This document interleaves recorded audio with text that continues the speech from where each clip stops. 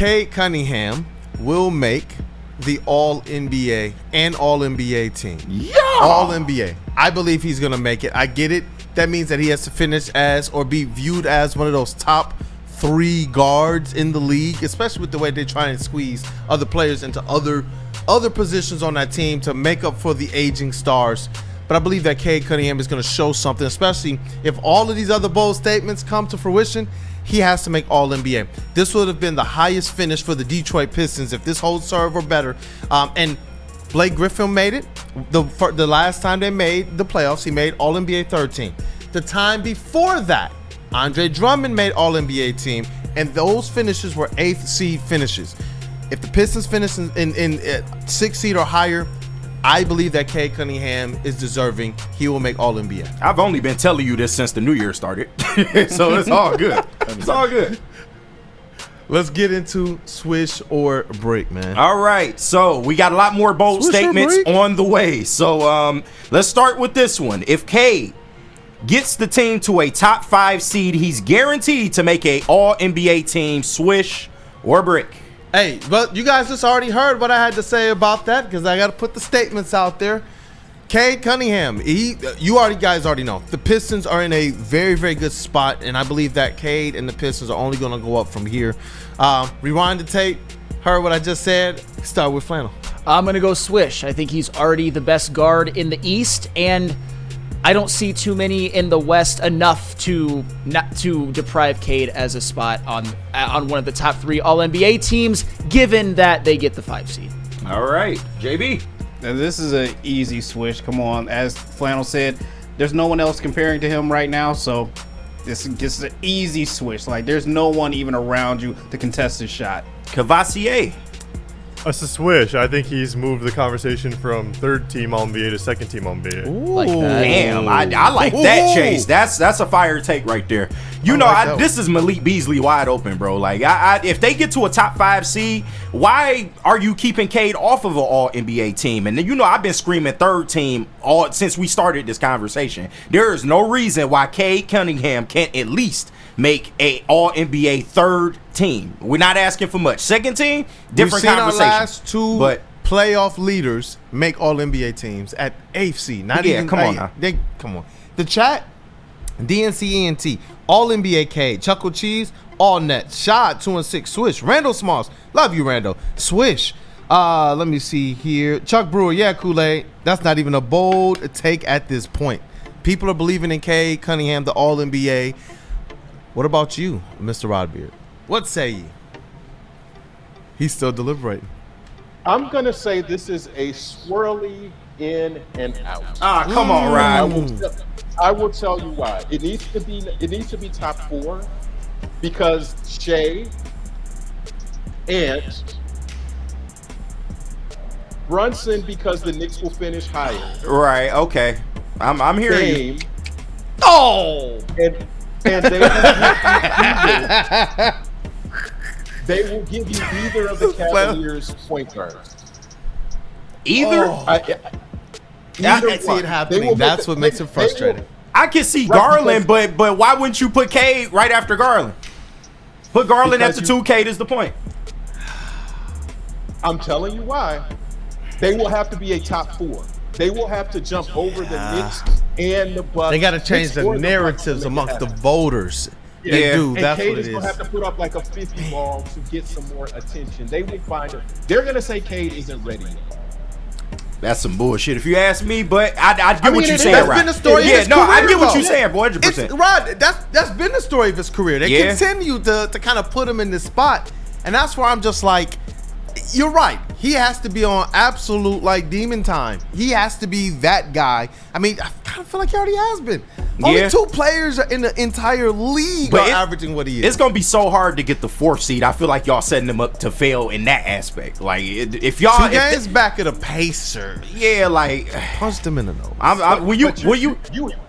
This isn't coaches. This is writers who are picking this. Right. Don't have time to pay attention to everything that's going on. That's a fact. Yeah. Hey, on this flight from Portland to Minnesota, I got to do my All NBA team, and Cade just isn't right there for me. is what's going to end up happening unless they finish fourth and he puts up like a 50 ball or something. Then it might get on people's radar, but I don't think people recognize what Cade is doing because the Pistons are not in that top 4 kind of spot. Yeah, I think that would be the differentiator. Rod, I genuinely appreciate your perspective, the perspective that absolutely. I certainly don't have, but if Dame Lillard makes it over Cade, barring like a torrid finish for Dame and a cool down from Cade, I think I'm going to scream. And I personally think that Cade has been better than Ant Edwards this year. I know Ant Edwards has been better as of late, but that's just my opinion, but I wouldn't be mad at Ant over Cade. But like just you Dame said, over Cade. The top 4 names I'm not debating. It's those last 2. And if you want to give Darius Garland a spot, fine. But who are you really doing with that 6th spot? I'll scream if Darius Garland gets a spot over Cade. I will. Yeah, I mean, but I see what Ryan's talking about, though. Y'all know the politics against Detroit sports. It's always been like that. But I do have another bold statement. Cade Cunningham needs to up his scoring in the second half of the season to ensure they finish as a top 6 seed, swish or brick. You guys have heard me say this before. Obviously, Cade Cunningham is a connector. He is a facilitator. But there are some times where if you're also the best scorer, the best ISO guy, the best at creating your own shot, the best in the mid-range, and everything works off of who you are as a player, you have to do that. When you look at the top 10 players in the league at points per possession, points per shot, points at the rim, points in the mid-range, guess whose name that you keep seeing pop up there? Cade's. And guess whose name now is like, I believe it was second in the league via basketball index at 3-pointers off of his drives. So effectively the assist to 3-point shooters off of the gravity that he is creating. This number he was nowhere near the top 10 last year in terms of potential assists in that. Yes, but this year he's finding himself being able to score more, but that's leading to creating even more opportunities, and always helps to have a Beasley. I believe that Cade Cunningham scoring a little bit more is going to be a positive thing for the Detroit Pistons. Well, the question was he needs to do it in order for them to stay a 6 seed, a top 6 seed. Brick. My favorite thing about Cade Cunningham's game is that he's a force multiplier and he makes others around him better, and he already has that maturation of knowing how to use his teammates that he was just seemed to be innately born with and others weren't. So give me Brick. JB. I got to go with Flannel on this one. Give me a Brick. I mean, he's top 5 in point guards right now for scoring, just outside of the top 10 overall in scoring. But the best thing about Cade is he's that facilitator. He helps everyone else around him when he's on the court. So I don't think he needs to score more just for this team to be stay better as than a top 6 seed. To stay as top 6 seed. Just keep doing what you're doing right now. It's working. Trust me. This is a Brick. Kvasia. I'm going to say a Brick as well, because he's not going to need to score as much with that top 10 defense they're going to have in the second half of the season. So I see what you did there. Yeah, Chase, slick, man, Very slick. nice. I'm going to say swish, man. I'm going to go against the grain right here, and it's mainly because you went out and got a Dennis Schroeder at the trade deadline, and I feel like in a lot of ways that's going to bring Cade's usage down. Now, in order to keep them as a top 6 seed, I'm sorry, Cade's gonna need to score a little bit more, and I don't think that's asking too much. He's already doing pretty damn good, like you mentioned, top 5 amongst guards in the league. But I just really feel like he can kick it into another gear, and if he does, the Pistons can finish better. They can be a top 5 seed. You know what you just said, right? Though Dennis Schroeder pulls Cade Cunningham's own ball usage down. Yes. But what did we see in their first game playing together? We saw Dennis Schroeder assisting Cade Cunningham. So his off ball, his ability to be, he's a better 3-point shooter off ball. To Flannel's point, if he's going to have that higher 3-point shooting, I do believe that it comes with the Dennis Schroeder on his team. I don't believe that hurts his opportunity to score more. No, not even at all. though it does bring down the usage, which I think is, Rod, we've heard them say this for 2 years now from the organization. This has been what they've been trying to do for a long time. Yeah. Bring that usage down, but keep his effectiveness And up. I look at it as his usage is coming down in quarters 1 through 3, so that in the fourth quarter he can go out there and be the best Cade Like his Cunningham. rookie season. Yeah, but that's why I asked the question, because of a Dennis Schroeder. But Rod, what do you feel about this? What say ye? I'm going to say it's an in and out also because he doesn't have to score more. He's already at 25, and obviously career high. But I think your Tobiases, your Tims, your Maliks are going to score a little bit more, and the rounding of all of that is going to make the Pistons better. But to your point, if he gets in that 26, 27 points a game range, that's going to get him in that All-NBA conversation. Ooh, okay. All right. I like The that. layers. All right. Next one. Cade Cunningham will finish top 5 in MVP voting. Swish or brick? Wow, top 5. Yeah, you see, I doctored that a little you bit. Doctored it. Because he already top 10. I mean, doctored it. he's top 10. I think it's inarguable that he's top 10 at this point, and he probably will be to finish the year. But can he creep into that top 5? Not saying he'll win, but can he creep into the top 5? When you talk about the layers, with what a lot of us believe Cade Cunningham is going to do, the types of stats he's putting up, the lofty places we believe they can climb, and this one narrative, you get into that top 5, top 4, if you're hosting a playoff spot, if you're hosting a playoff series, that to me changes everything. You're not just going like JB Bickerstaff did from taking the Cavs from a lowly team to 8th seed. You're not going as it relates to the Phoenix Suns going from a lowly team to the 8th seed. You're going from historically bad to hosting a playoff series.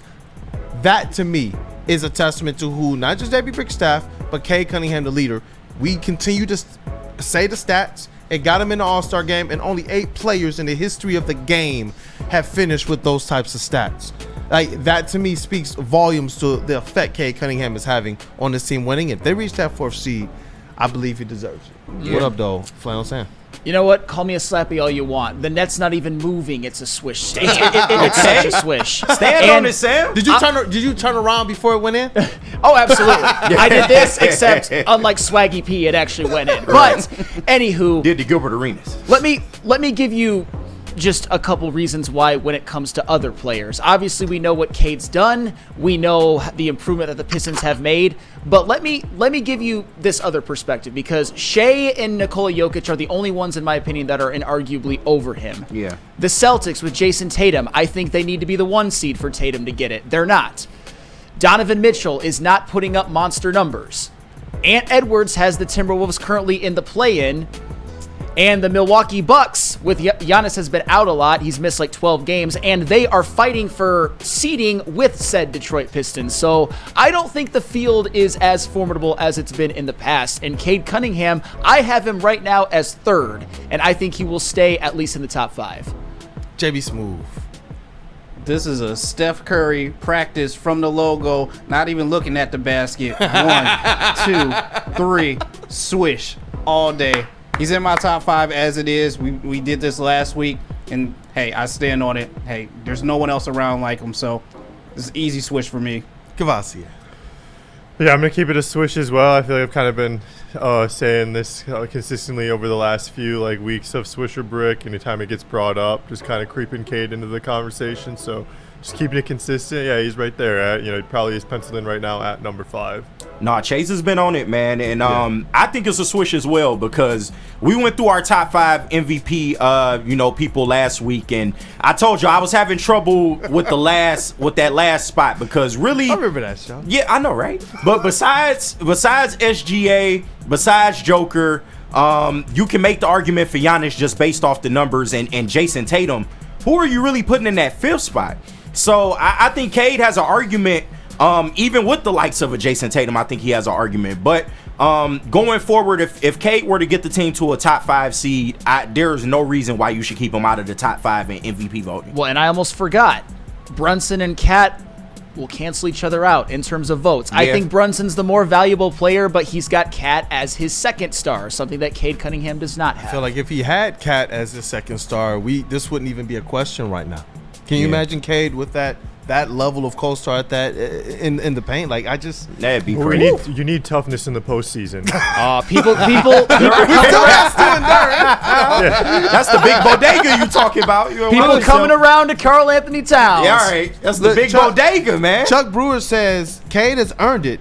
Has he earned it, and will he get it? 2 different questions. No, I get it. It's just I have him as 3rd right now, and I feel you. I understand, Chuck. I get it. Yeah, we're not saying he'll win it, but there's no what he should be in the conversation, especially with the Pistons' success this year. He should be in the convo. Like, though, if I could summarize the answers from the chat, whether Swish or Brick, it's just Detroit versus everybody. Yeah, that's of what they course. think is going to wind up happening to Cade Cunningham. I remember after Rookie of the Year, got lost. Yeah. What's the first thing Cade posted? Detroit versus everybody, and that went into viral oblivion. I love it, Rod. I love your expressions while we're answering these questions. By the way, you really be deliberating, man. But what you got to tell us what you feeling about this? What say ye?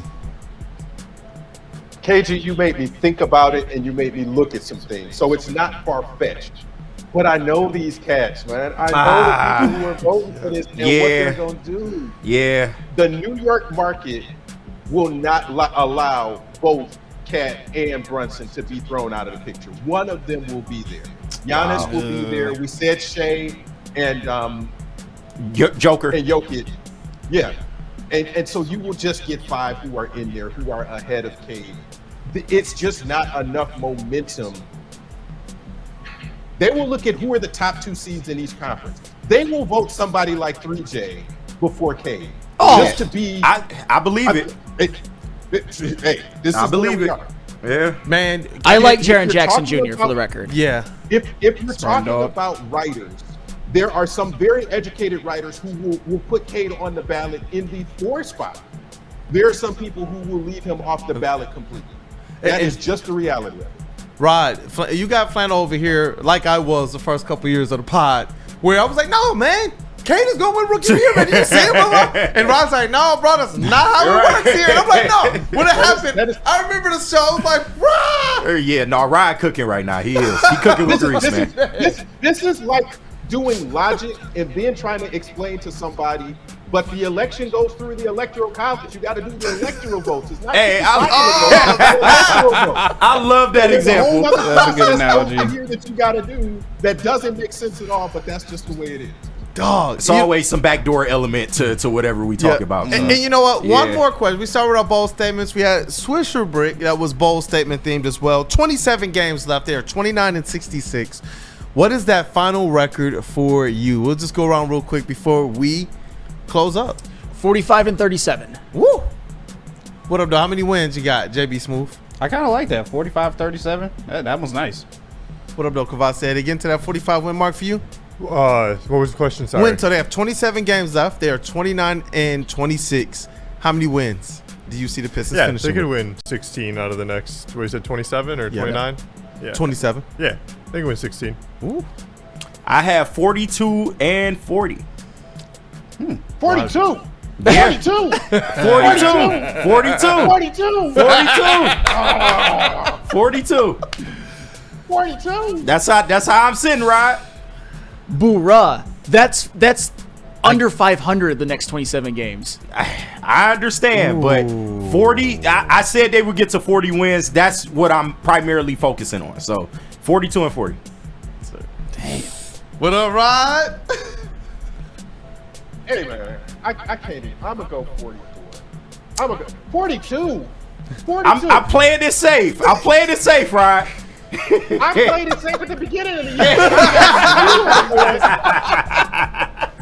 No, you're right. All right, you're right. 43 and 39. At least give him a Yeah, 500. 43 and 39. I got you.